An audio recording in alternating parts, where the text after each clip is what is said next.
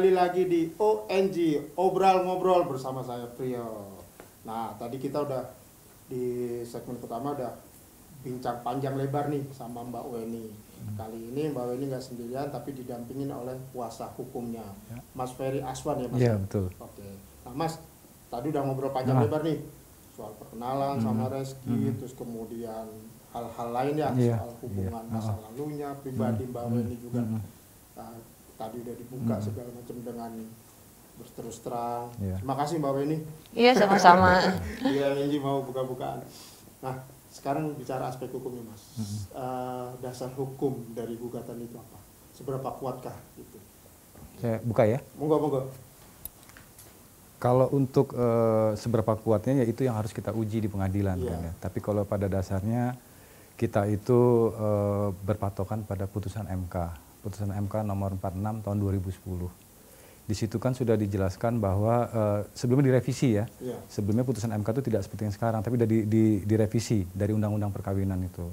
Itu di situ berbunyi bahwa anak di luar nikah dan anak hasil zina itu tidak hanya mempunyai hubungan keperdataan sama ibunya saja, tapi bisa sama ayah biologisnya. Dengan bisa dibuktikan dengan ilmu pengetahuan dan teknologi, yaitu DNA. Nah, dasarnya kita menggugat itu ya di situ.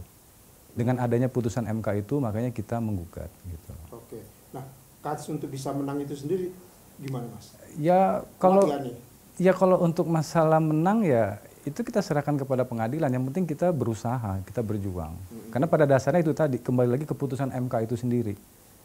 Karena di putusan MK itu kan intinya tes DNA.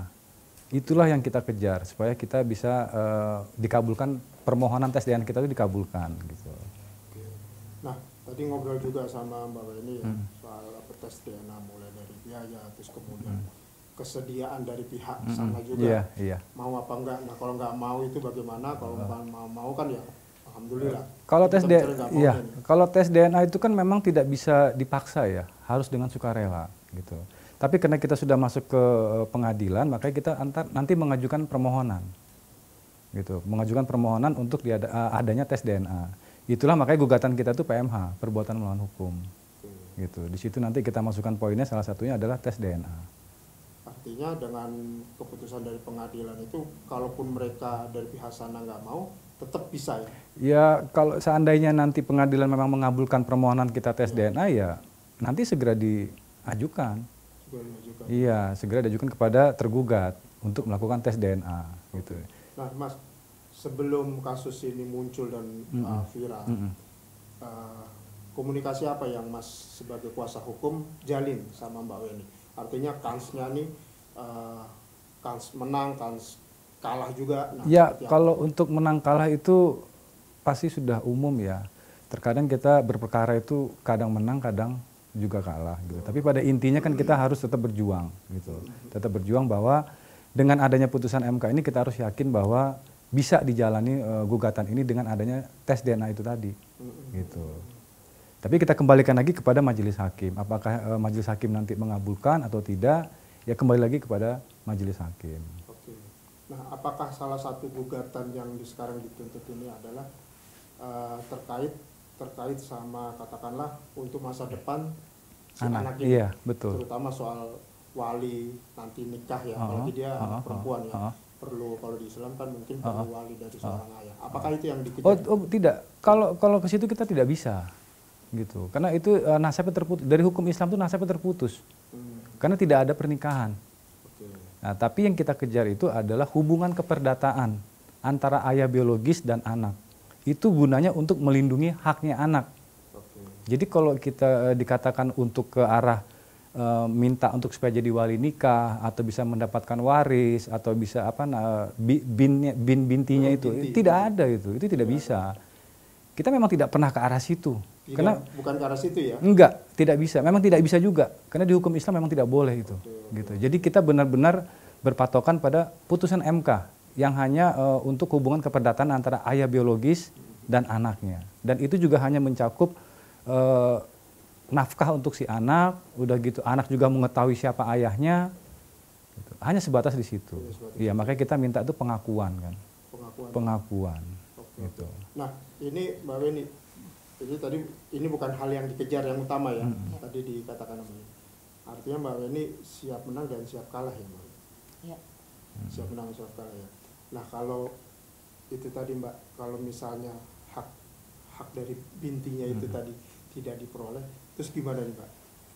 Gini, saya dari awal sudah diskusi dengan kuasa hukum ya, terutama Mas Ferry, bahwa memang kita tidak bisa mengejar secara agama. Kita tidak lari ke pengadilan agama. Tidak bisa menjadi wali nikah, tidak mengejar waris gitu kan. Termasuk yang tadi Mas Pri ngomong, bin atau binti atau apapun ya. Tapi yang saya kejar adalah status keperdataan, status anak saya. Dengan bapak biologisnya, saya sudah tahu akan hal itu. Makanya saya sama tim juga sangat mengharapkan permohonan DNA ini dikabulkan oleh nanti majelis yang mulia gitu. Oke. Nah selama 8 tahun ya usia dari Kiki ini, siapa yang membiayai kehidupan itu Mbak? Saya lah. Mbak Weni. Iya. Oke. Nah terus menyangkut itu semua, apakah juga menjadi ada di dalam tuntutan itu Mas? Material dan imaterialnya itu yang misalnya yang sudah dikeluarkan sama Mbak Weni sekian tahun apa segala. Apakah itu juga yang kalau untuk konsep gugatan PMH ya memang kita harus mencantumkan material dan imaterial gitu. Itu memang kita harus cantumkan. Tapi kan kita tidak mengejar di situnya gitu. Tapi tetap kita harus cantumkan. Permasalahan dikabulkan atau tidaknya nanti majelis hakim. Terutama kalau untuk imaterial ya. Imaterial itu sulit untuk dikabulkan. Material pun juga sama. Itu kan nanti kan dikembalikan lagi kepada tergugat. Apakah tergugat bisa memenuhi atau tidak, itu kan dikembalikan lagi kepada dia. Jadi baik material ataupun imaterial itu belum tentu. Tapi kan poin kita tuh adalah pengakuan. Utama itu ya. Yang utama itu adalah itu yang kita kejar adalah pengakuan. Syukur-syukur kalau hakim mengabulkan. Iya, ya itu udah kebijakan dari majelis hakim lah itu kalau masalah itu gitu. Kita serahkan kepada majelis hakim. Sebenarnya kan kalau terbukti, kalau saya tambahin kan sesuatu yang wajar. Seorang ayah menafkahi anaknya. Kan saya bilang apabila terbukti itu sesuatu yang wajar, tidak sesuatu yang berlebihan juga gitu. Nah, itu yang tidak dilakukan ya. Cuman kan sekarang ini kan berkembangnya jadi fantastis gitu angkanya. Jadi gimana Mas? Mungkin mau ada klarifikasi ya, atau apa? Sebenarnya gimana kalau kita bicara fantastis tidaknya itu tergantung sudut pandang orang masing-masing. Kalau kita bicara material itu kan nilainya itu 7,5 miliar ya. Material ya. Tapi kan itu hitungan kita adalah dari sejak lahir sampai 21 tahun. Gitu. Hitungannya seperti itu. 21 tahun nanti. Iya, anak umur 21 tahun. Ya? Iya. Okay. Tapi kan kita juga tidak bisa berpatokan bahwa anak itu bisa dihargai dengan angka segitu, kan anak itu nggak bisa dihargai. Gitu. Itu kan hanya untuk biaya hidup, sekolah, kesehatannya dia gitu. Tapi kan kita tadi seperti saya bilang, kembali lagi kepada tergugat. Gitu. Dan lagi pula juga poin kita juga tidak di situ, tapi kan sekarang berkembangnya seakan-akan klien saya ini dibilangnya serakah, memanfaatin dari pihak tergugat. Tidak ke situ. Toh lagi pula juga siapa orang tua yang mau menghargai anaknya dengan uang? Tidak ada, uang itu tidak ada batasannya kalau untuk anak. Iya kan? Selagi orang tuanya mampu ya, gitu. Tidak ada batasannya gitu. Kalau kita bicara angka 7,5 miliar sampai 21 tahun, belum tentu juga cukup. Tergantung lagi kembali ke kitanya juga kan. Ada yang bilang cukup, iya mungkin cukup. Ada yang bilang tidak, iya mungkin iya. Kembali lagi kepada kitanya lagi gitu. Itu material 7,5. Iya. Non material? Imaterialnya 10 miliar. Iya, 10 miliar. Kalau imaterial itu kan memang kerugiannya tidak bisa dinilai. Tidak bisa diukur. Iya, jangankan 10 miliar, kita cantumkan 1 triliun juga nggak ada masalah. Karena tidak bisa diukur itu. Tapi kan belum tentu dikabulkan, apalagi imaterial ya. Itu sulit dikabulkan gitu. Nah, Mbak Weni, mungkin Mbak Weni sebelum mengajukan angka ini punya bayangan katakanlah Reski kan juga artis papan atas tanah air ya. Apakah berdasarkan itu gugatan ini diajukan angkanya ya, kisaran angkanya seperti itu. Mengingat mungkin pendapatan sebagai artis tanah air sekarang ini boleh dibilang bisa kalkulasinya kan mungkin gampang, per episode berapa, tinggal kali setiap hari, terus kemudian per bulannya berapa. Apakah Mbak Weni sendiri punya? Kalau untuk angka itu aku serahkan ke kuasa hukum, karena kan angka itu kita tidak boleh juga dalam PMH ya, perdata kan harus ada nilai. Tapi kan nilai itu tidak bisa juga kita nanti larinya ke pemerasan. Semua ada aturannya. Dihitungnya secara apa? Itu saya serahkan kepada timnya Mas Ferry. Nah saya sempat tanya, Mas Ferry bilang itu semua dihitung dari apa sih Mas, asuransi ya gitu. Kalau boleh tahu Mbak, uang Rizky Bang banyak? Nah itu juga pertanyaan saya sebenarnya. Boleh saya tanya kepada yang senior mungkin? Emang ada uangnya? Ya mungkin secara kita orang umum, dia sering tampil di TV, mungkin dulu mungkin ya. Sinetron unggulan atau apa, bagaimana kan mungkin bisa diketahui lah pendapatan per bulannya atau mungkin sebelum waktu pacaran pernah buka-bukaan soal. Makanya saya bilang kan kalau mau gugat sebenarnya dulu gitu kan. Kenapa? Pada saat dia happening gitu kan, dia lagi karena baru dapat Panasonic Award itu saat itu kan, mungkin lagi punya nilai atau sinetronnya lagi rating tinggi gitu. Tapi kan saya tidak ada ke arah situ sebetulnya gitu kan. Kenapa juga sampai sekarang kan anaknya sudah mulai besar, sudah mulai menanyakan sosok ayahnya gitu kan. Jadi kalau kita bicara nilai sebenarnya miris. Anak dikaitkan dengan nilai. Karena bentuk tanggung jawab itu pertama adalah tidak bisa diminta atau dipaksa. Tanggung jawab itu kan datangnya dari hati ya Mas Priyo. Betul, itu buat saya ya. Yang kedua tidak tervalue. Apakah Mas Priyo anaknya saya hargain 50 miliar atau 20 juta boleh? Kan pasti nggak ada orang tua yang mau gitu kan. Iya. Makanya kita balik fokus adalah pengakuan. Pengakuan sama-sama untuk kepentingannya anak saya gitu loh.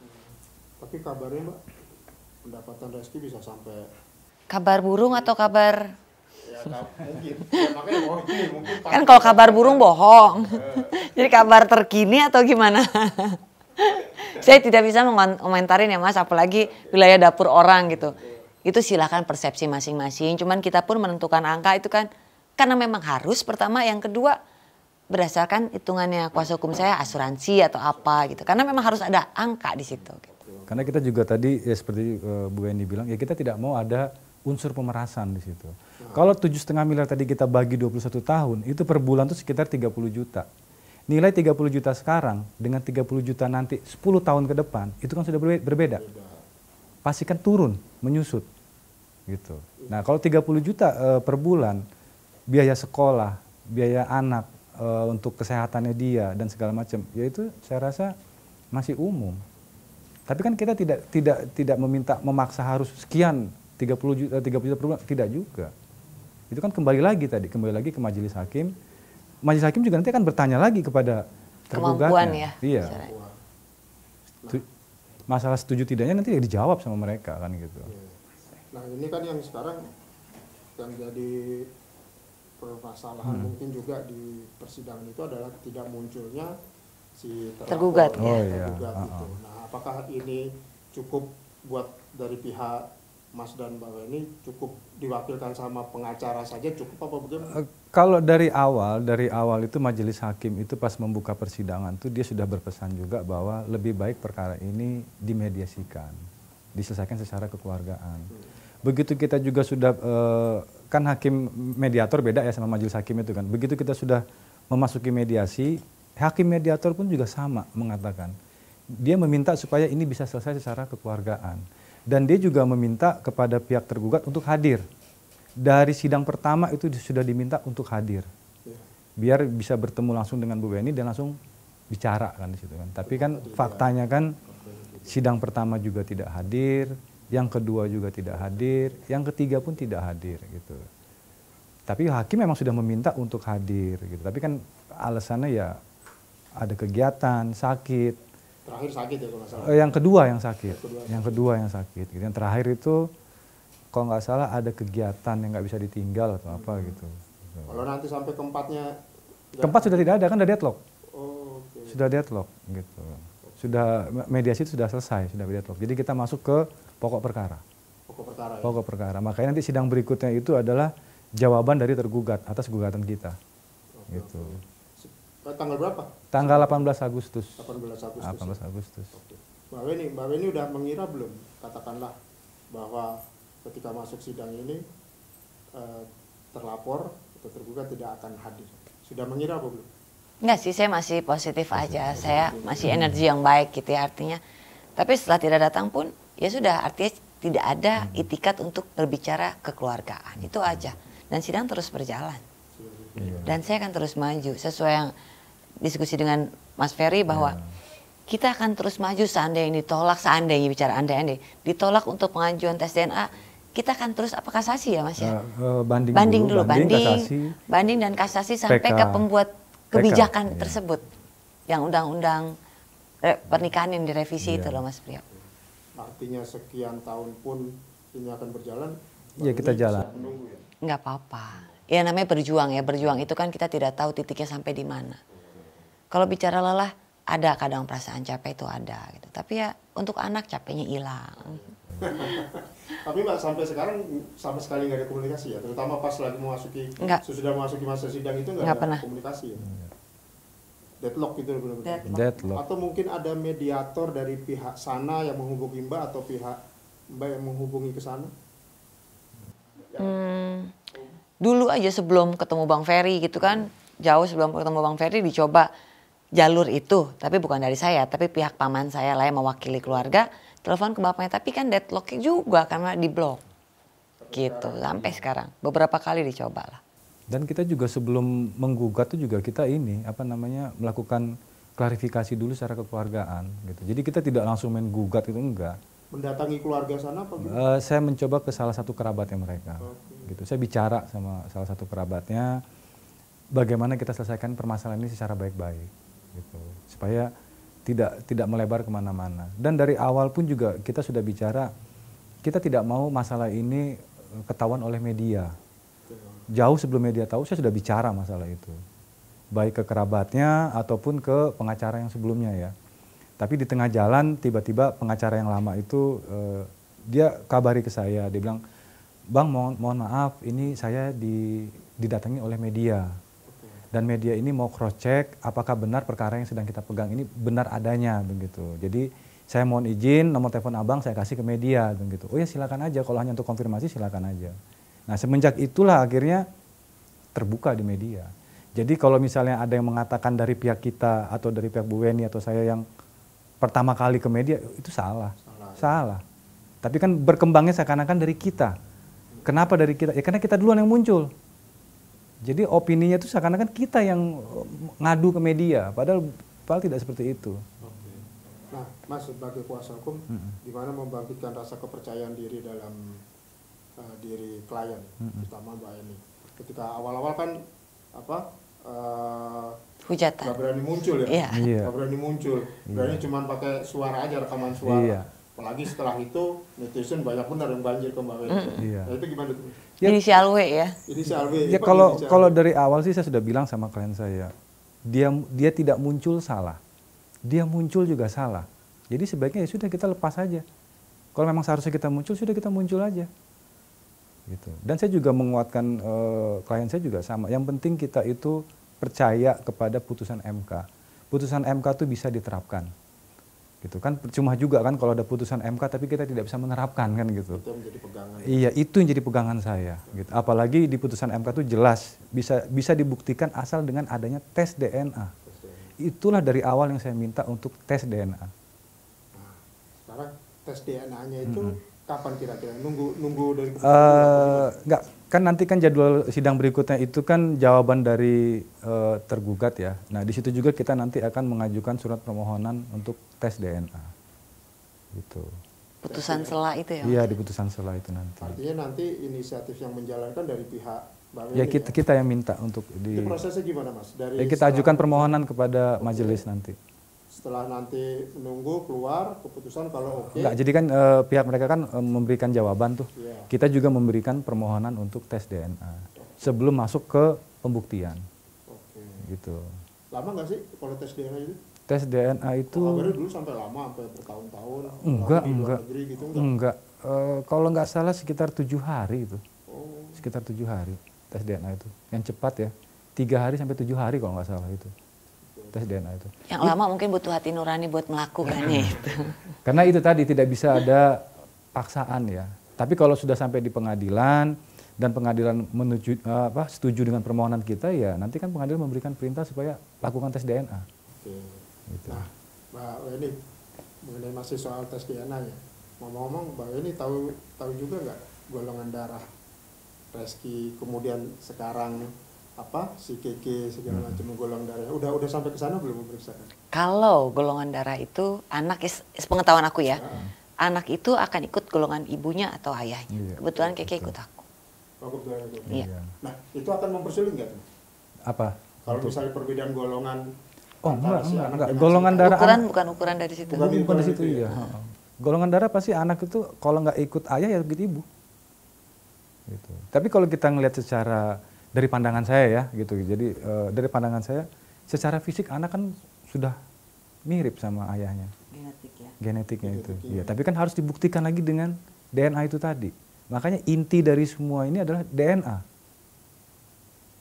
Inti dari semua perkara ini adalah tes DNA. Karena kalau kita bicara, maaf tambahan Mas Fer, kalau kita bicara ada nggak sih foto anaknya sama bapaknya, Iya. kan bisa aja pihak siapapun bilang, oh saya sering Iya, foto sama betul. fans, ya Iya. kan? Karena sebenarnya bukan foto, tapi kalau menurut aku lebih ke DNA. DNA itu kan identik ya. Betul. Oke. Terus keterikatan batin antara si anak atau si bapak dengan si anak ini gimana, Mbak? Selama ini? Aku sih apa ya, kalau bicara secara ininya tidak ya, karena Keke juga baru mengetahui aja kan baru-baru ini. Cuman ada orang terdekat dari tergugat bicara sama saya bahwa bapaknya banget. Kenapa? Dari cara dia nonton gitu kan.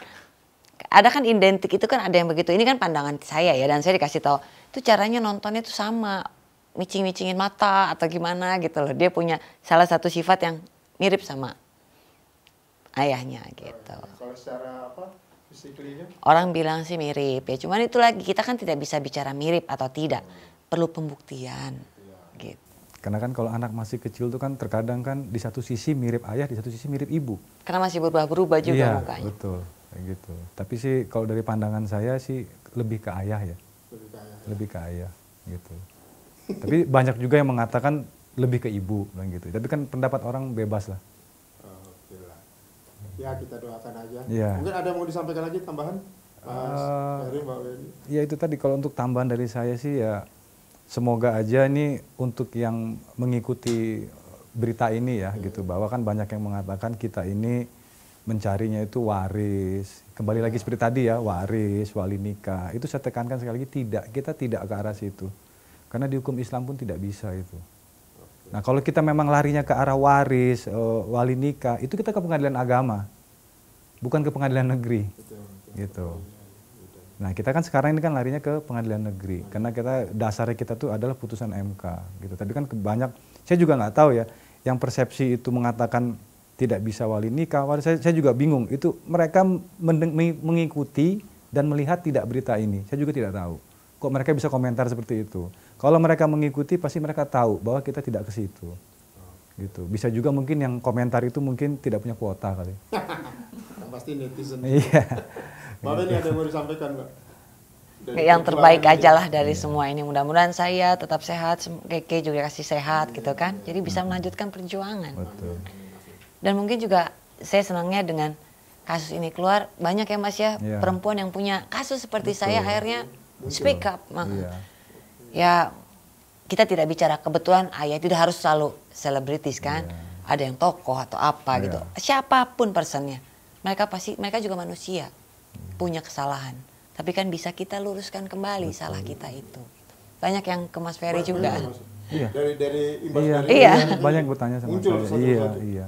Kebetulan aja perkara kita ini menyangkut public figure ya, makanya jadi seperti ini. Jadi contoh mungkin. Sebenarnya saya yakin sih di luar sana tuh banyak kok yang perkara seperti ini kok. Ya mungkin tidak keangkat gitu. Cuman kebetulan aja yang kita permasalahkan adalah public figure, makanya terangkat gitu. Iya. Tapi sebenarnya ya dengan adanya perkara seperti ini ya saya juga berharap untuk yang mengalami hal yang sama ya jangan takut. Kalau memang itu demi anak ya perjuangkan. Mau dihujat, mau dibully Kalau ya kebenaran biarin ya, aja. Mas. Yang namanya kebenaran tetap kebenaran. Demi anak lakukan aja. Banyak nih Mas yang muncul. Ya beberapa yang nanya ke saya konsultasi bertanya gitu juga banyak gitu. Itu apa? Pacar kelak atau istri kelak atau Ada yang nikah siri, ada yang tidak. nikah siri punya anak. Iya, tapi nggak diakui kayak gitu. Ya kalau saran saya sih kalau misalnya memang demi anak ya perjuangkan. Demi anak kok. Kan penerus kita kan anak kan, iya perjuangkan. Mau kaki jadi kepala, kepala jadi kaki, perjuangkan aja gitu. Selama itu kebenaran ya diungkap. Kebenaran itu tidak ada kadaluarsa loh. Jadi kadang seperti ada pertanyaan sama Bu Weni, kenapa baru sekarang? Kalau saya sih berpikir emang ada kadaluarsanya? Kan tidak ada. Kan tinggal masalah waktu aja. Berani atau tidak, siap atau tidak. Iya, tinggal masalahnya di situ aja. Gitu. Tapi kalau misalnya ada yang bilang kenapa baru sekarang, ya orang kan beda-beda. Nggak bisa kita patok sama gitu. Walaupun rambut kita sama-sama hitam belum tentu hatinya sama. Iya. Mbak ini bisa tidur nggak, Pak? Setelah ini muncul. Saya setelah berdamai dengan diri saya beberapa waktu, alhamdulillah bisa melewati ini. Oke. Terima kasih atas kedatangannya di sama-sama Obrolan-Ngobrol. Semoga apa yang diupayakan ini bisa memiliki titik terang ya. Iya. Amin, amin, Mas. Terima kasih banyak, Mas. Sama-sama. Terima kasih banyak, Mas Rio.